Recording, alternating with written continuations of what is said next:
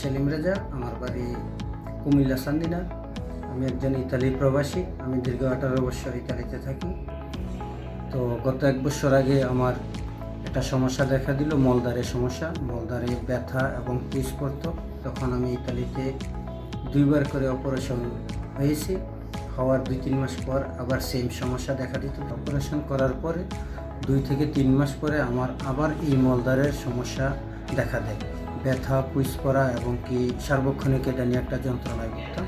তারপর ওই জায়গায় আবার দ্বিতীয়বার আরও অন্য একটা হসপিটালে যে আবার পরীক্ষা নিরীক্ষা করানোর পরে তো ওই জায়গায় আবার প্রায় 1 বছরের মাথায় আবার ওরা অপারেশনের জন্য আমাকে একটা ডেট দেয়। তখন আমি ওই জায়গায় আবার দ্বিতীয়বার অপারেশনে যাই। তো আমার অপারেশন করার পরে 2 মাস ভালো ছিলাম। 2 মাস পরে আমার সেম এই সমস্যা আবার সবসময় ওই জায়গায় পুঁজ আসতো, ব্যথা হইতো। তৃতীয়বারের সময় তখন আমি দেশে চলে আসি।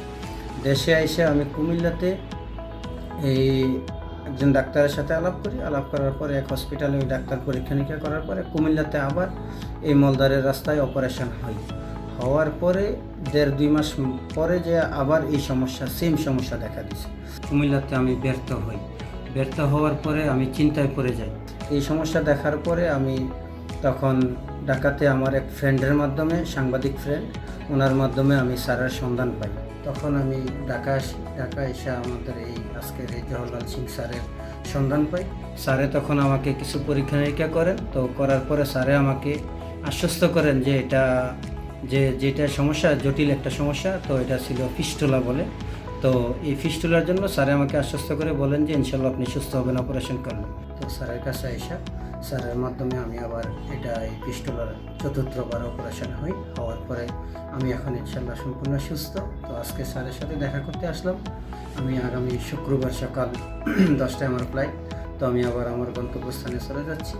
তো ইনশাল্লাহ স্যারের জন্য দোয়া করি। স্যারের দ্বারা অনেক মানুষ উপকৃত হবে। আমি ইনশাল্লাহ উপকার পেয়েছি। তো সবাই দোয়া করবেন আমার জন্য, এবং কি স্যারের জন্য সবাই দোয়া করবেন।